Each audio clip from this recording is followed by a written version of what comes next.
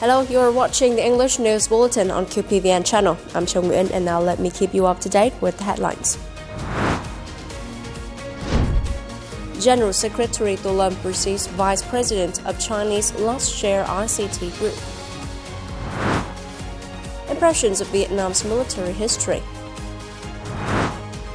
Strategic foundation for rapid and sustainable economic growth.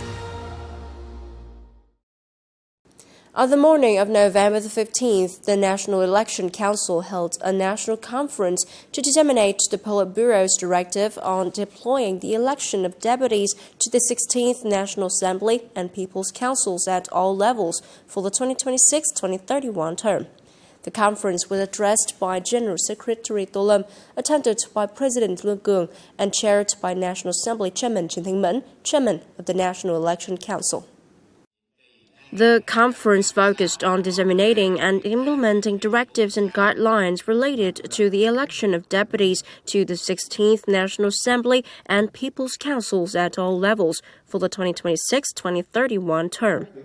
Speaking at the conference, General Secretary Do Lam requested that the entire political system well carried out personnel work, organizing democratic and transparent consultations, stepping up communications, promoting voters' responsibilities, ensuring absolute security and safety, strengthening the application of information technology and close coordination between all levels to successfully organize the election.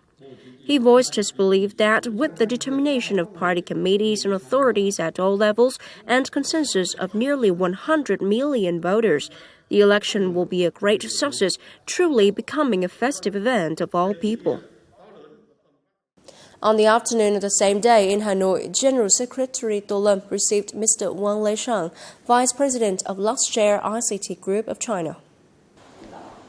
Speaking at the meeting, the Vietnamese party chief highly valued LUXSHARE-ICT's effort to promote business and investment cooperation in Vietnam over the past decade. With the total registered capital exceeding $1.8 billion, the group has created tens of thousands of jobs in Vietnam. He affirmed that the party and state of Vietnam consistently welcome foreign enterprises to invest and succeed in the country, while outlining priority areas where LUXSHARE-ICT is encouraged to expand investment, including digital economy, green economy, science and technology, innovation, electronic components manufacturing, and semiconductor development, technology transfer, and high-quality human resources training. For his part, Wang Leishang briefed his host on the group's global operations and affirmed that Vietnam remains LUXSHARE-ICT's most important overseas manufacturing hub among the 29 countries and territories where it operates. He affirmed that his group will continue expanding its presence in Vietnam and plans to implement several major science and technology and innovation projects, helping elevate Vietnam's position in the regional and global high-tech supply chains. Also on the afternoon of November the 15th, marking the 43rd anniversary of Vietnamese Teachers' Day, Prime Minister Phạm Minh Chính met with 60 educators, including administrators, lecturers, and teachers, representing 173 outstanding individuals honored in 2025. During the meeting, teacher representatives expressed their deep appreciation to the leaders of the party, state, and the Prime Minister for their continued care and encouragement for the education sector. They hoped this would support remain a powerful source of motivation for the entire sector to fulfill the task entrusted by the party and state. The Prime Minister expressed deep gratitude to generations of teachers who have dedicated their passion and effort to educating the nation. Emphasizing Vietnam's traditions of valuing learning and respecting talent, he affirmed that education remains a top national priority, with teachers playing a central role. Over the years, the party and state have introduced policies and reforms to advance education, develop human resources, and ensure nationwide implementation. Quoting former Prime Minister Phạm Văn Đồng sayings, "Teaching is the noblest of all noble professions."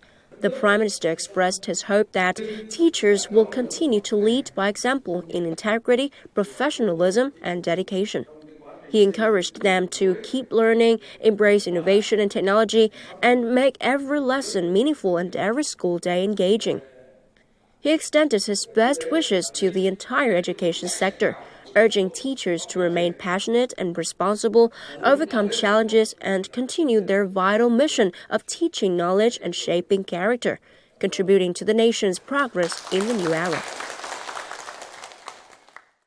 On November the 15th in Hanoi, the Vietnam Association of the Elderly, together with the Central Committee for Policy and Strategy, Ho Chi Minh National Academy of Politics, the Central Theoretical Council, and Communist Review held a workshop titled The Silver Economy in Vietnam in the New Era. President of the Ho Chi Minh National Academy of Politics and Chairman of the Central Theoretical Council, Nguyễn Xuân Thắng, attended the event. With over 90 presentations from domestic and international experts, the workshop provided key scientific and practical insights for developing the silver economy, meeting the needs and potential of the elderly, and promoting innovation, investment, and services for seniors amidst Vietnam's rapidly aging population. The event also applied technology to enhance discussions and will serve as a scientific basis for policy making and drafting party and state documents.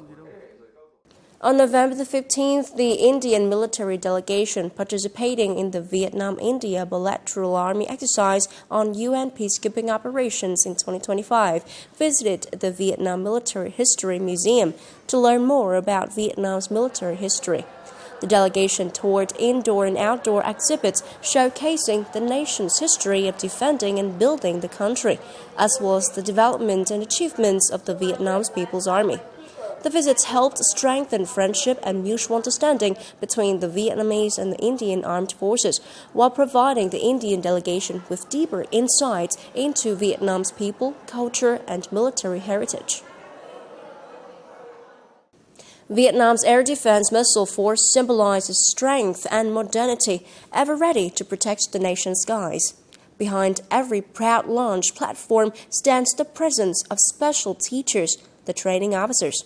They inspire, instill discipline, and reinforce the fighting spirit of the troops. Join us as we visit Missile Regiment 284, Division 365 of the Air Defense Air Force Service to meet those teachers who quietly wield the strength that firmly shields our skies. At Missile Battalion 123, training around the launch area moves with urgency and precision, yet carries a strong sense of camaraderie. Before each mission, Senior Lieutenant Nguyễn Văn Tú, officer commanding of Company 2, meticulously checked his soldiers' uniforms.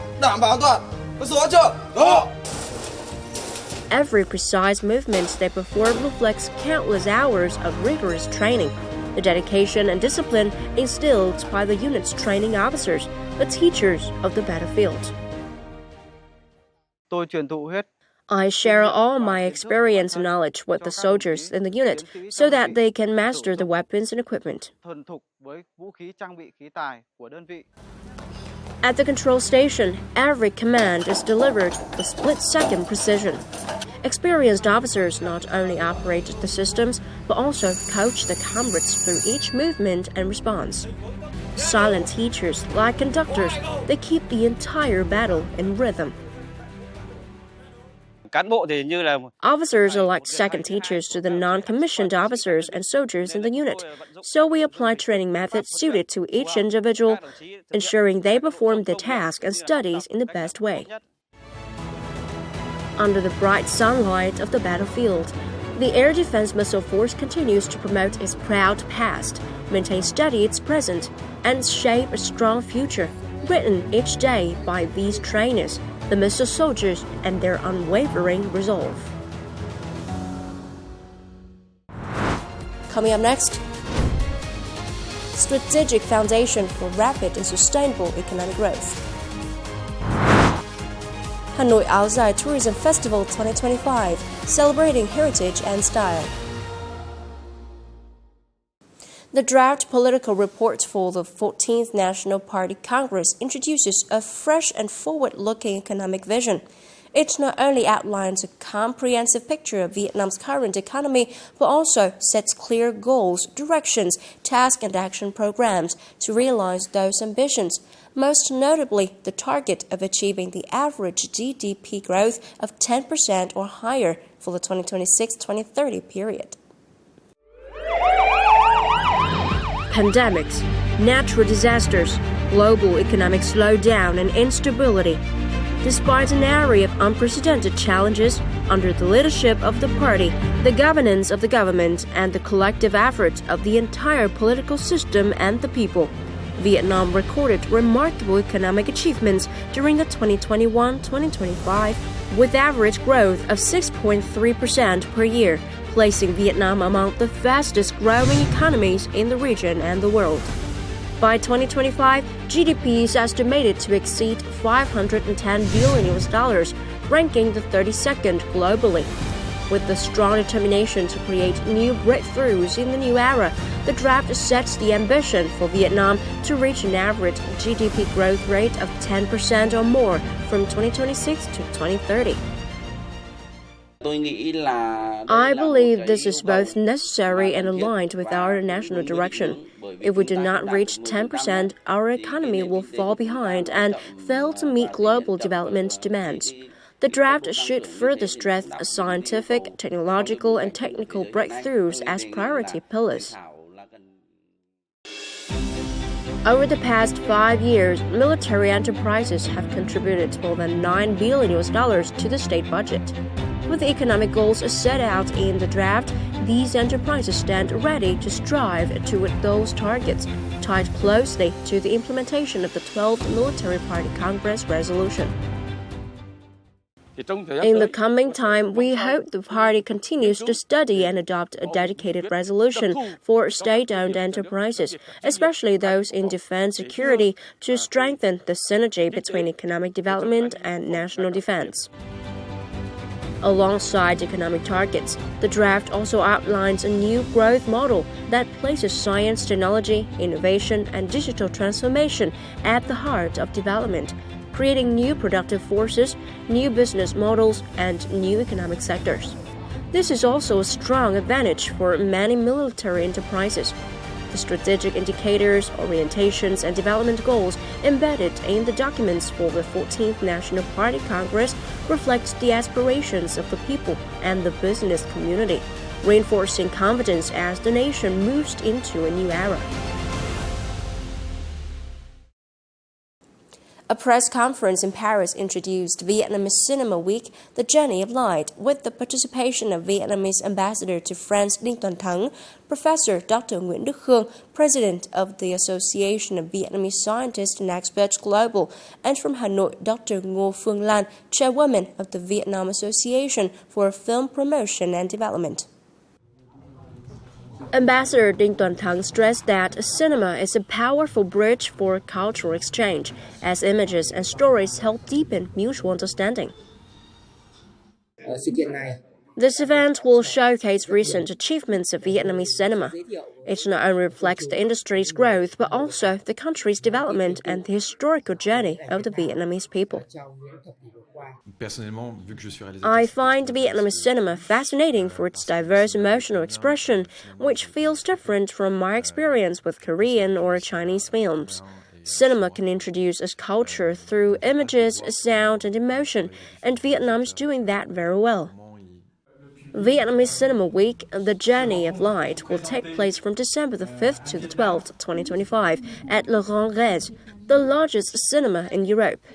The event marks the opening of the cultural series Vietnam, A Symphony of Love, initiated by the Association of Vietnamese Scientists and Experts Global to promote Vietnamese culture to the world through creative and meaningful forms.